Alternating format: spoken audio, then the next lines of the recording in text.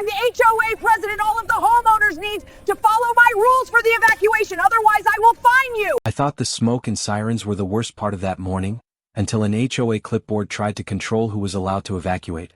By the time I reached the neighborhood entrance, the sky had that ugly orange tint that tells you things are moving fast. Ash drifted down like light snow, and the air smelled sharp and dry. I was helping coordinate evacuation logistics, keeping lanes open and making sure residents flowed toward the main exit without clogging it. Fire engines were staged 2 blocks away, and sheriff's units were cycling through, knocking doors and pushing people to move. That's when I saw Karen. She wasn't running, wasn't packing, wasn't checking on anyone. She stood right beside the exit sign with a clipboard pressed to her chest, papers clipped neatly, posture rigid. Every car that slowed near her got a look. When a sedan rolled past too close to the grass median, she waved an arm and shook her head like she was clocking a violation. She stepped into the roadway just enough to get attention, pointing at tire tracks forming along the edge of the landscaping. She complained loudly that evacuation traffic was tearing up HOA-maintained greenery and that residents were ignoring approved routes outlined in community guidelines. People cracked their windows, confused, trying to decide whether to listen to the woman with the clipboard or the deputy waving them through from 20 yards away. I moved closer, realizing she was positioning herself deliberately at the choke point. She had printed notices already filled out, violation codes circled, dates written in. She told one driver that damage to common areas would be assessed later and that the HOA expected compliance even during temporary situations. That phrasing stuck with me. Temporary. Like the smoke rolling in was a mild inconvenience. A fire department liaison walked up behind me, radio clipped to his vest, scanning the exit. He stopped when he saw her. She immediately launched into a complaint about blocked landscaping access and unauthorized exit flow. He listened for about 5 seconds, then said evacuation routes were now under emergency management authority. Calm voice, no edge. She nodded, lips tight, then kept talking like he hadn't finished. The smoke thickened while they stood there. Wind kicked up and you could hear helicopters thumping overhead, repositioning. A family ran past carrying duffel bags, coughing. Karen stepped sideways to avoid them and muttered about pedestrian safety violations. The liaison repeated himself, louder this time, telling her to clear the exit. She replied that the HOA controlled the common roads and she was documenting damage. That was the first real shift. The liaison keyed his radio and requested law enforcement assistance for civilian interference at an evacuation point. He didn't argue. He didn't threaten. He just escalated. Karen smiled like backup meant witnesses. A deputy approached and asked her to move to the sidewalk. She complied halfway, still close enough to comment as cars passed. She said she was protecting property values and that chaotic exits would cost everyone later. The deputy told her evacuation orders overrode HOA rules and asked her again to step back. She stepped back 1 pace, then leaned forward to keep talking. Traffic slowed as drivers hesitated, unsure who to follow. The deputy waved them through anyway, and I redirected cones to widen the lane, physically changing the flow so she had less influence. Karen frowned and scribbled notes faster. Behind us, engines revved as fire crews repositioned. The radio crackled with updates about spot fires jumping containment lines. Karen glanced at the smoke, then back at her clipboard, still convinced the paperwork mattered more than the moment. Another deputy arrived and stood between her and the roadway. That finally put space where there hadn't been any. She protested, saying she had authority here. The deputy said evenly that during an evacuation, authority was no longer hers. She laughed once, sharp and nervous. As more residents poured out, the scene shifted again. Karen wasn't directing anything anymore. She was being contained. The deputy spoke quietly into radios, and I caught the words obstruction and evacuation zone. Karen kept talking, still unaware that the situation had already moved past her explanations and into enforcement territory, with consequences waiting just out of sight. The fire department liaison stepped fully into the gap Karen had been occupying, and that physical move changed the tone instantly. He didn't touch her or raise his voice. He just claimed the space between her clipboard and the road.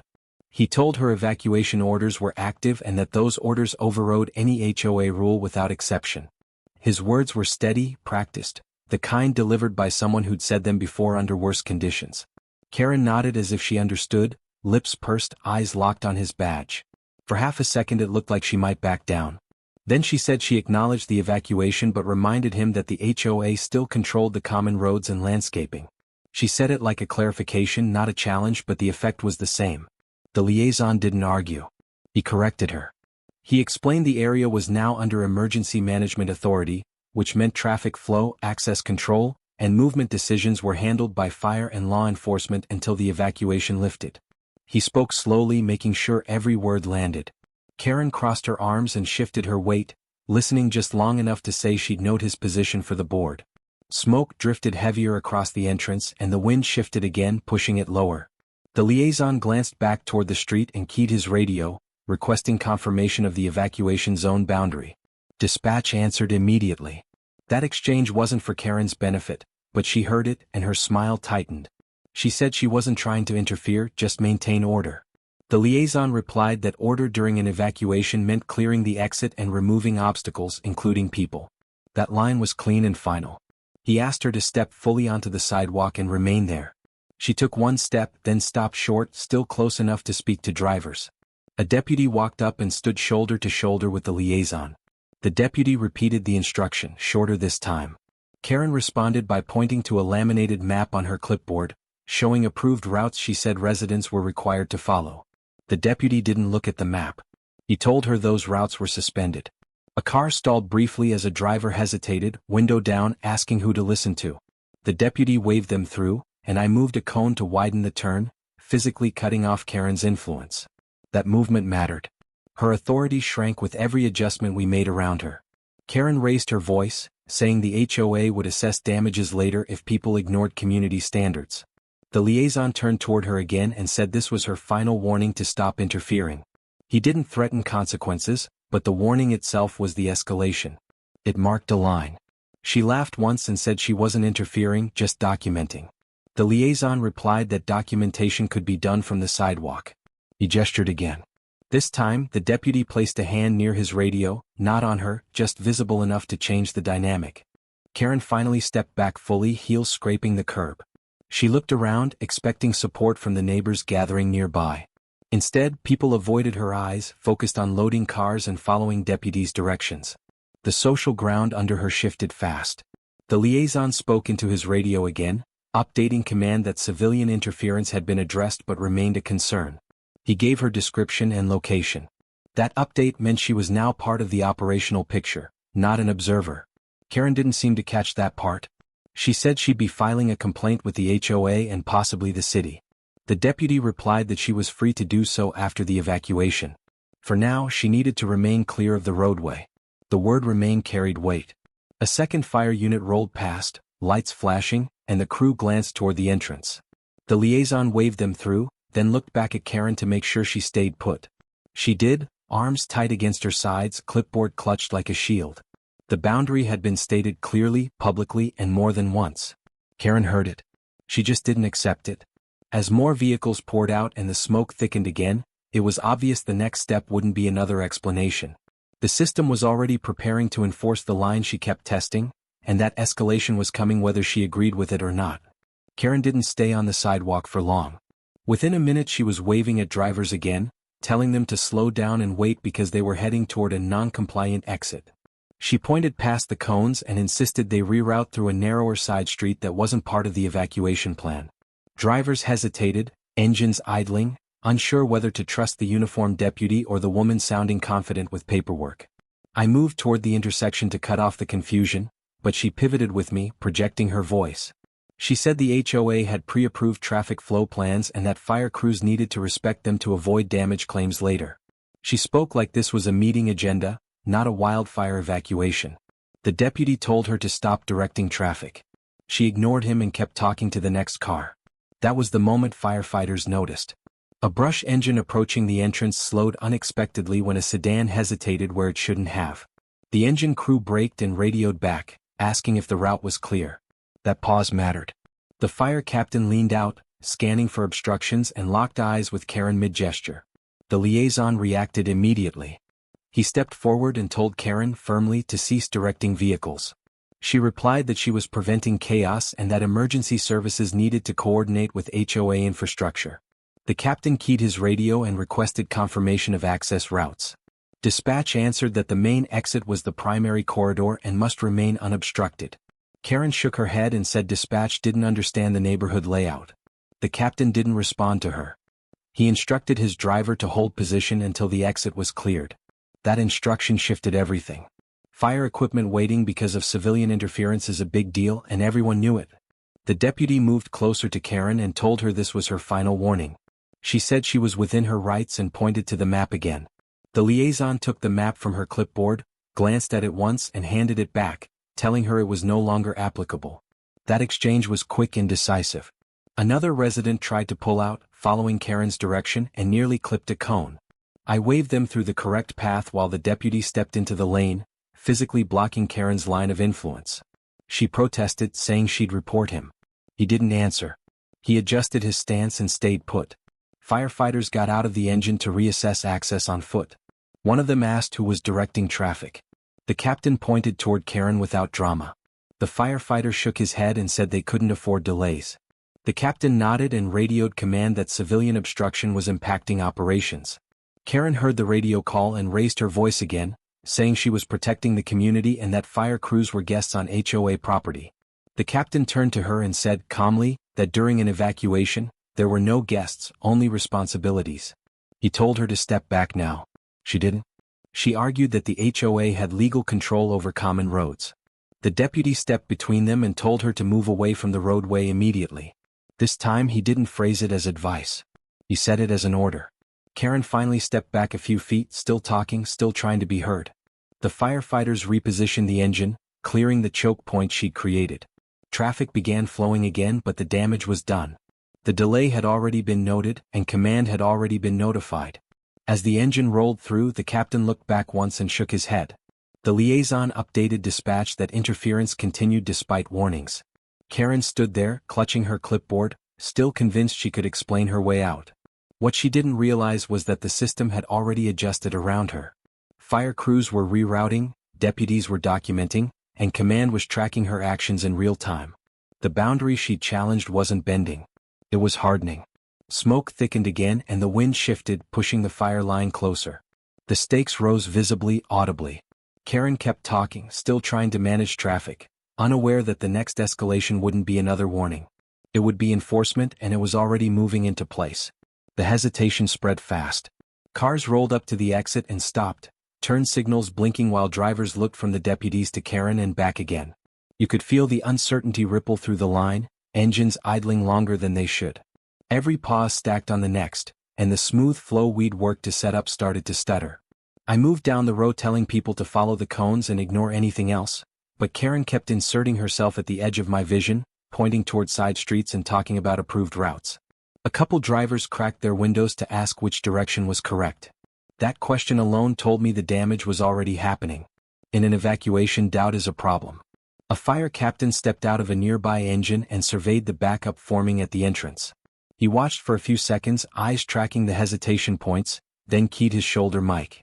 He reported civilian obstruction affecting egress, gave the exact location and requested enforcement support.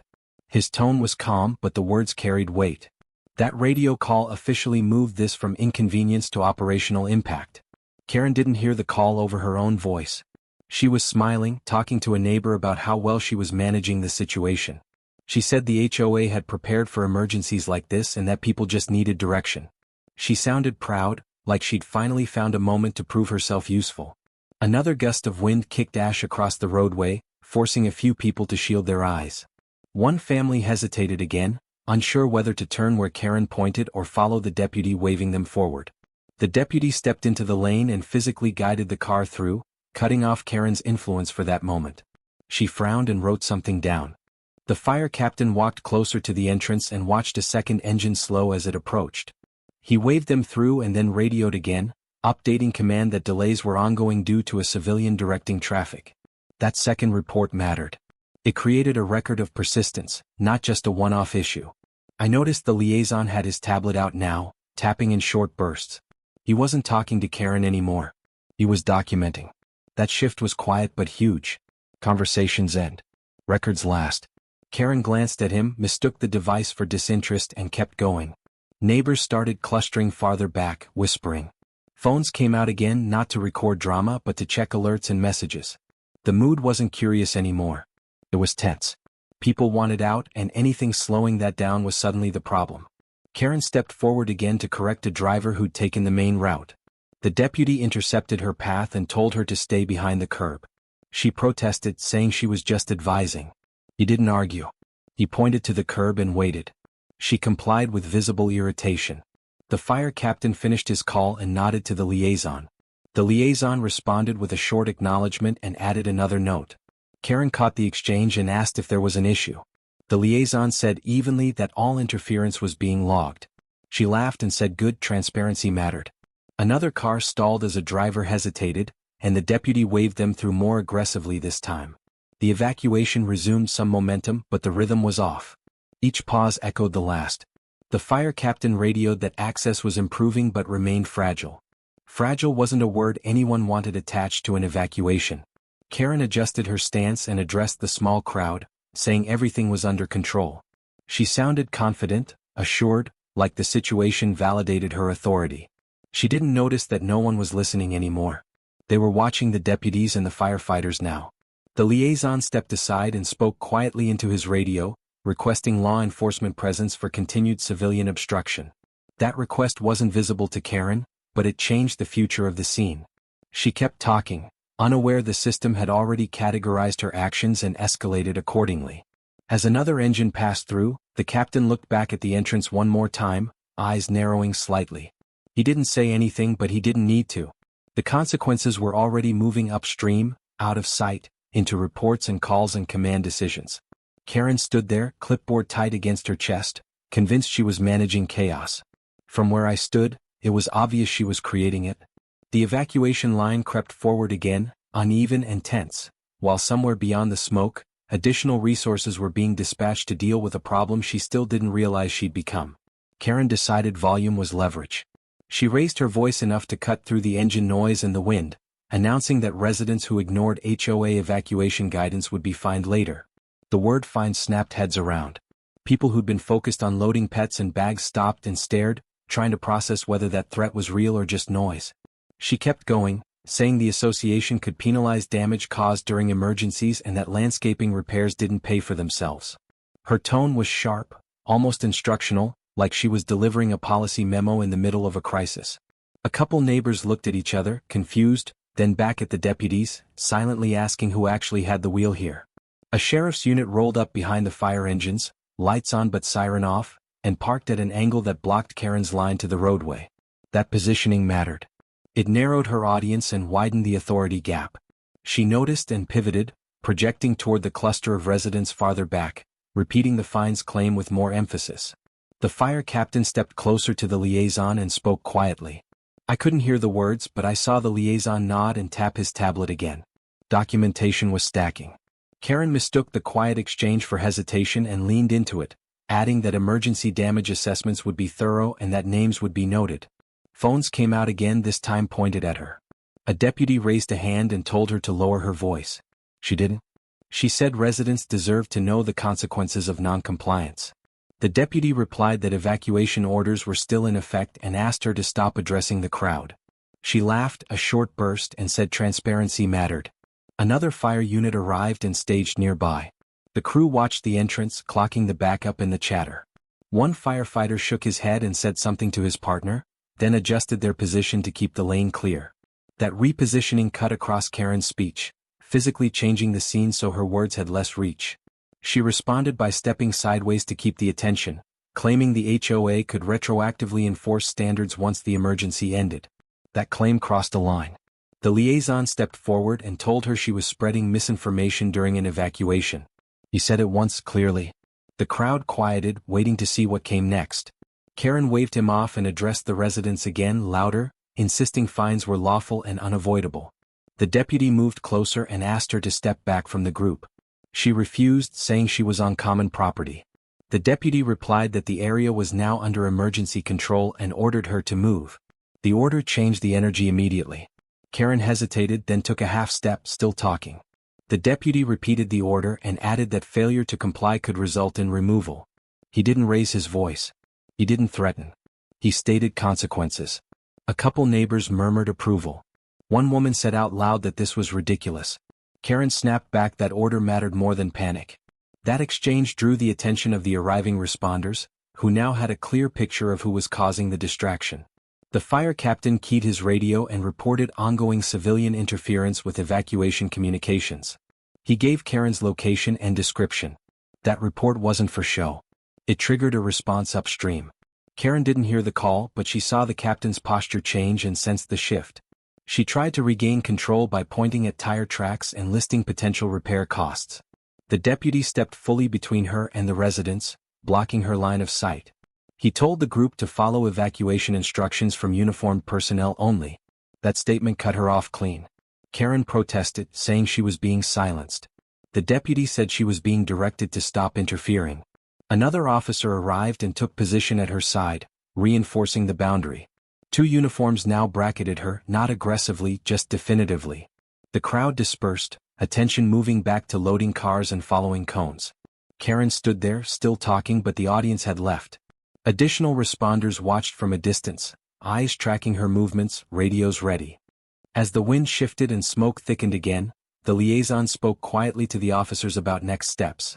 I caught the words "formal warning" and "removal if necessary." Karen kept her chin up, convinced she'd made her point. She didn't realize the point had already been recorded, transmitted, and acted on. The evacuation line began moving more smoothly without her commentary, but the tension didn't lift. The system was done debating. The next change wouldn't be about volume or persuasion. It would be about enforcement, and it was clearly on its way. The shift came fast once the fire officials stopped trying to reason with her. The liaison turned toward Karen and issued a direct order to step away from the evacuation route immediately. No qualifiers, no explanations. Just a clear instruction tied to the flashing lights and the smoke rolling closer. Karen stared at him like she'd misheard, then shook her head and said she was staying put. That refusal changed the posture of everyone around her. The fire captain took 2 steps forward and backed the order, pointing toward the sidewalk and telling her to move now. His voice stayed level, but the edge was there. Karen responded by saying she was protecting property values and preventing long-term damage. She framed it like a public service, not defiance. The liaison didn't argue. He turned slightly and keyed his radio, requesting law enforcement for active interference with an evacuation. He used those words exactly. Interference. Evacuation. That phrasing wasn't casual. It triggered a response pathway that bypassed neighborhood discussion entirely. Karen scoffed when she heard it, muttering that this was overkill. A sheriff's supervisor arrived within minutes and parked close enough that the engine rumble vibrated the curb. He stepped out, took in the scene in seconds, and asked who was refusing orders. The captain pointed toward Karen without commentary. The supervisor nodded once and walked straight to her. He introduced himself briefly and told her she was being ordered to leave the evacuation zone. Karen launched into another explanation about HOA authority and property preservation. The supervisor held up a hand and said he wasn't interested in HOA rules. He said emergency management controlled the area and that her presence was now obstructive. Karen tried to pivot again, saying she was a volunteer leader and that someone had to keep things organized. The supervisor replied that organization was already handled and that she needed to comply immediately. He gestured toward the sidewalk and waited. The silence stretched just long enough to make it uncomfortable. She didn't move. Instead, she said property values would plummet if residents ignored standards during emergencies. That was the moment the supervisor's tone changed. He told her she was now being formally warned and that failure to comply would result in removal. He said it evenly, like reading off a checklist. Another deputy stepped into position beside her, narrowing her space. The physical presence wasn't aggressive, but it was unmistakable. Karen finally took a step back, still talking, still trying to justify herself. The supervisor told her to stop speaking and continue moving. She paused, then stepped onto the sidewalk. Fire crews immediately adjusted. Engines rolled through without hesitation, and the evacuation line smoothed out almost instantly. The contrast was obvious. With Karen out of the lane, the system worked the way it was supposed to. That visual alone undercut everything she'd been saying. Karen stood on the sidewalk, arms crossed, watching cars leave. She kept arguing, saying she'd file reports and that the HOA would address this later. The supervisor told her she was free to file whatever she wanted after the evacuation, but that she was not to interfere again. He made eye contact and waited for acknowledgement. She nodded stiffly and said she understood, though her jaw stayed tight. The supervisor turned away and spoke with the fire captain, confirming that the exit was clear. That conversation excluded her completely. She was no longer part of the equation. A deputy remained nearby, watching Karen closely. She shifted her weight and looked around, realizing the crowd had thinned. Neighbors were gone, focused on leaving. Responders moved with purpose, no longer distracted. The smoke thickened again and the urgency ramped back up where it belonged. Karen muttered something about unfair treatment, but no one responded. The supervisor spoke into his radio, updating command that the obstruction had been addressed and law enforcement was on scene. That update closed a loop somewhere upstream. As another engine passed, lights flashing, Karen stepped farther back without being told. That small movement marked the final power shift. She wasn't directing anything anymore. She was being monitored. The supervisor gave one last instruction, telling her to leave the area entirely if she couldn't remain silent. She hesitated, then turned and walked down the sidewalk, heels clicking faster than before. The deputy followed her with his eyes until she was well clear. The evacuation resumed at full pace, but the tension didn't vanish. Law enforcement stayed on scene, and the supervisor lingered, watching the perimeter. Karen was gone from view, but the incident wasn't over. Reports were already moving through channels she couldn't interrupt, and the next escalation would happen far from this street, where clipboards didn't get a vote. Police didn't roll in loud or fast. They arrived steady, lights cutting through smoke, engines idling with purpose. 2 units parked near the command post, not the evacuation lane, and the officers walked straight to the fire captain. That alone signaled a shift. This wasn't about crowd control anymore. This was coordination between agencies. I watched them huddle briefly, heads close, radios murmuring. The captain pointed toward the cleared exit and then down the sidewalk where Karen had retreated. One officer nodded and keyed his mic, relaying details I couldn't hear. The other scanned the area, eyes moving from responders to residents, checking that flow had stabilized. It had. Cars were moving cleanly now, no hesitation, no second-guessing. A representative from emergency management arrived moments later, stepping out of a county SUV with a tablet already in hand. He didn't ask what happened. He asked who had interfered and how long it lasted. The captain answered with times, not opinions. The liaison added that the interference had been logged and escalated earlier. The emergency manager typed as they spoke. Karen noticed the gathering and walked closer, still on the sidewalk, clipboard tucked under her arm. She started explaining again, louder than necessary, saying she'd acted to preserve infrastructure and reduce long-term damage. Nobody turned toward her. The emergency manager didn't even glance up. That was another power shift, quiet but absolute. I saw the emergency manager step aside and make a call, voice low but firm. He identified himself, referenced the incident, and asked to speak with HOA leadership. He didn't ask if they were available. He told them what had happened and that it involved interference during a wildfire evacuation. The phrase carried weight. Karen heard the word interference and stiffened. The call ended quickly. The emergency manager returned to the group and confirmed HOA leadership had been notified and advised to stand down any enforcement activities immediately. He said further action would be reviewed after the evacuation. That review word again. It kept coming up. Karen opened her mouth to respond, then stopped when a deputy raised a hand, not aggressively, just enough to signal that now wasn't the time. Fire command shifted resources once more, confident the exit was secure. Engines repositioned closer to the perimeter. Law enforcement spread out slightly, establishing a clear buffer zone. The scene felt calmer but more controlled. Karen hovered at the edge, still trying to be heard, still explaining policies to anyone who'd look her way. An officer approached her and asked for her name and role within the HOA. She answered proudly, emphasizing her board position. The officer wrote it down and asked if she'd been acting in an official capacity. She said yes. That answer mattered. The officer nodded and moved back to confer with the emergency manager. Neighbors were gone now, most already evacuated. The audience Karen had tried to command had vanished. Only uniforms remained. She kept talking anyway, explaining how the HOA would assess damages later and how rules existed for a reason. Her words floated without landing. The emergency manager returned and addressed the officers, not Karen. He said the incident would be included in the evacuation after-action report and forwarded to county legal for review. He didn't say consequences. He didn't need to. Everyone knew what after-action reports were for. Karen's voice dropped slightly. She asked if she needed to do anything. The emergency manager finally looked at her and said she needed to stop interfering and leave the area. He said it plainly, like closing a file. She nodded, but lingered, still clutching the clipboard like it might anchor her. A deputy stepped closer and reiterated the instruction. Karen took a step back, then another, moving down the sidewalk again. She kept explaining as she walked, words trailing off as distance grew. No one followed the explanation. They followed procedure. Fire command confirmed evacuation was proceeding on schedule again. Law enforcement remained in place, coordinating traffic and monitoring conditions. The emergency manager packed up his tablet and got back in the SUV, already moving on to the next issue.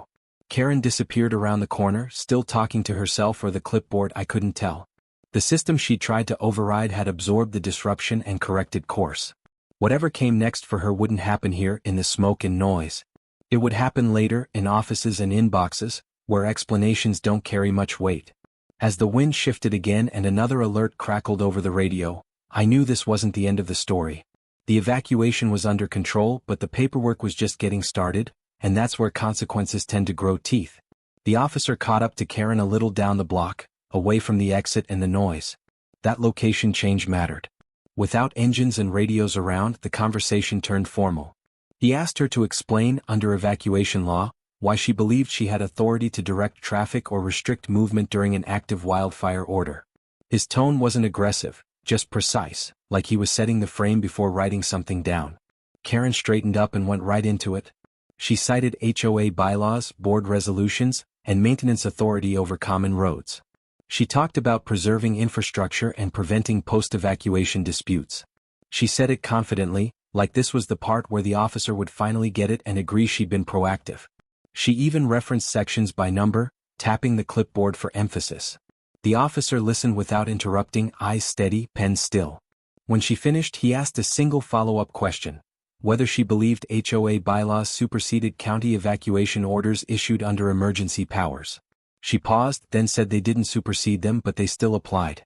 That distinction mattered to her. It didn't to him. He nodded once and explained, calmly, that during a declared emergency, evacuation law suspends private governance over movement, access, and enforcement. He said common roads became evacuation corridors the moment the order was issued. He added that any attempt to direct or delay evacuees could be considered obstruction.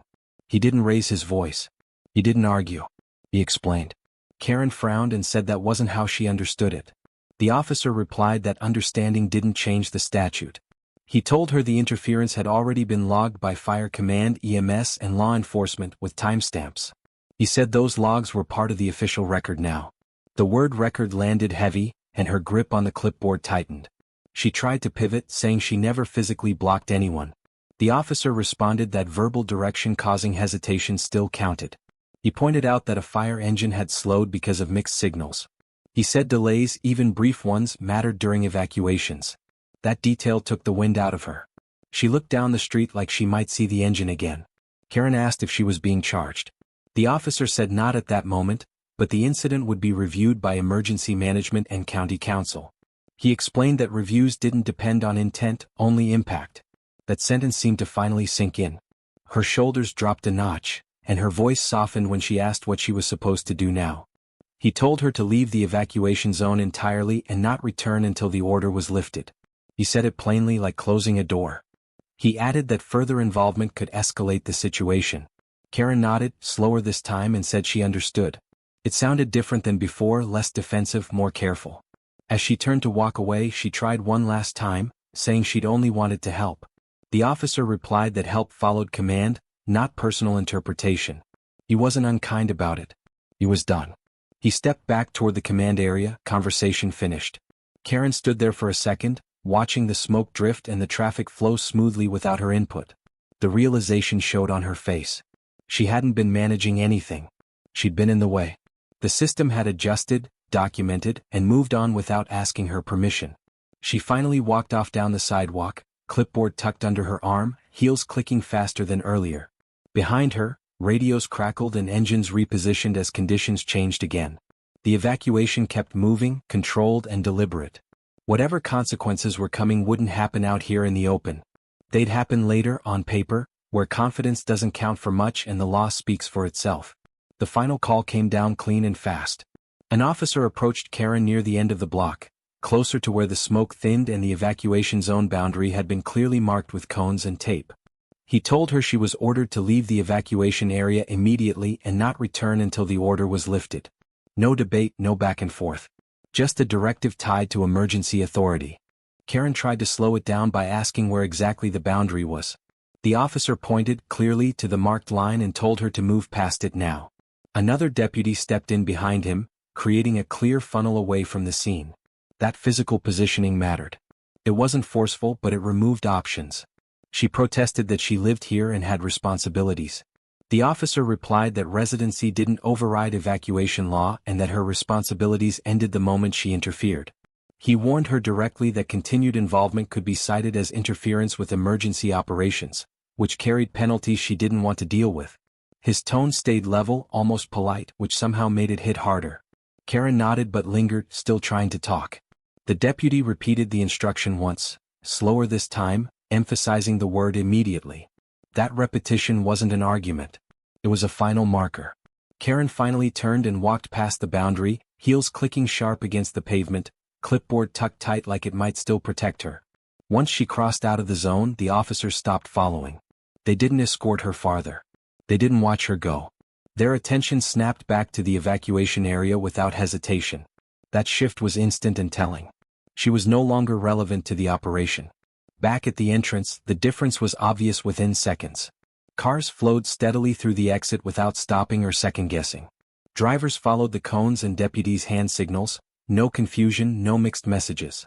Fire engines moved through cleanly, lights flashing, crews focused forward instead of scanning for obstructions. The fire captain radioed command confirming the obstruction had been removed and that egress was clear. Dispatch acknowledged and updated the evacuation status. That exchange closed a loop that had been hanging open since Karen stepped into the road earlier. The system snapped back into rhythm. I watched as responders adjusted their positions again, reclaiming space that had been compromised. Law enforcement spread out just enough to maintain control without crowding. Fire crews staged closer to the perimeter, ready for the next shift in conditions. The scene felt calmer but more serious. Karen was still visible down the sidewalk, talking to her phone now, gesturing with the clipboard. Whatever conversation she was having wasn't part of this anymore. The officers didn't engage. They didn't need to. The authority line had been drawn and enforced. A resident paused near me and said things looked better now. I nodded. Smooth evacuations aren't loud or dramatic. They're boring, and that's the goal. With Karen gone, boring came back fast. Another gust of wind pushed smoke lower, and the fire captain adjusted the staging area accordingly. Engines repositioned without delay. No one hesitated. No one asked who was in charge. That clarity was the real result of her removal. An officer updated his notebook and confirmed incident numbers with dispatch. He mentioned forwarding the report to emergency management once the evacuation phase wrapped. Again, no drama. Just process continuing its slow, unavoidable march. Karen eventually disappeared from view altogether, swallowed by the bend in the road and the haze beyond it. The evacuation zone stayed intact. The boundary held. As the last few cars in that wave cleared the exit, the deputy lowered his arm and signaled for the next group to proceed. The flow stayed steady. The crisis was still unfolding, but the interference was over. Standing there, watching the system work the way it was supposed to, it was clear that nothing about this was personal. Authority hadn't raised its voice or flexed unnecessarily. It had simply acted decisively when the line was crossed. The evacuation rolled on, controlled and efficient, while somewhere beyond the smoke, paperwork and reviews were already lining up. The immediate problem was solved, but the consequences were still moving, quiet and inevitable, waiting for the moment when the sirens stopped and the reports took over. The shift from emergency mode to aftermath started quicker than I expected. Within an hour of the evacuation zone stabilizing, a fire department admin truck pulled up near the command post, and paperwork came out immediately. Incident reports weren't treated like a formality, they were logged as part of the response, same as hose deployment or traffic control. One officer confirmed times, another verified names, and the fire captain reviewed notes about the obstruction. Karen's name showed up more than once, tied to a specific location and a specific delay. Later that afternoon, after the smoke pushed farther east and crews rotated out, I saw an email chain circulating between emergency management and the HOA's management company. It wasn't dramatic, just blunt. It outlined interference during a mandated evacuation and referenced the applicable statutes. No accusations, no emotional language. Just facts, timestamps, and professional documentation that didn't leave much room for interpretation. By the next morning, word spread fast inside the neighborhood. HOA leadership scheduled an emergency board review, not for the fire but for the conduct that happened during it. That alone was a power shift. Karen wasn't driving the process anymore. She was the subject of it. Residents who'd watched her block cars or shout about fines now had something concrete to point to, and they did. I learned through a neighbor that Karen was told not to attend the first review meeting. The board wanted to speak freely with management and legal counsel before letting her respond. That restriction mattered. It stripped away the platform she usually relied on, the one where she talked over people until they backed down. This time, the room moved forward without her voice filling it. A few days later, a written notice went out to the community. It didn't mention her by name, but it clarified something important. During declared emergencies, all HOA enforcement activities are suspended immediately. The language wasn't new law, it was a reminder that the HOA had never possessed that authority in the first place. Seeing it spelled out changed how people talked about what happened. Karen's enforcement privileges were formally revoked the same week. No clipboard access, no violation notices, no authority to direct residents on anything operational. She was still a homeowner, still a board member for the moment, but the teeth were gone. That was the real consequence. Not embarrassment, not yelling, but removal from the role she used to exert control. I crossed paths with her once after that, near the mailboxes. She looked smaller somehow, quieter, holding nothing but her phone. No one approached her for guidance. No one asked questions. The social shift was obvious, and it didn't require anyone to say a word. Emergency management followed up again before closing the incident file, confirming that corrective action had been taken by the HOA. That checkbox mattered. It meant the system considered the issue addressed, at least on paper. Whether Karen fully understood what she triggered was another question, but the machinery had moved past her. Looking back, what stuck with me wasn't the confrontation itself. It was how fast authority clarified itself once the line was crossed. Fire crews didn't argue philosophy. Officers didn't negotiate jurisdiction. They acted, documented, and handed the rest off to processes designed to keep things from happening again. The neighborhood eventually returned to normal, as much as normal exists after a wildfire scare. But something fundamental had changed. People trusted the evacuation routes now because they knew who actually controlled them. The illusion that a clipboard could override sirens was gone.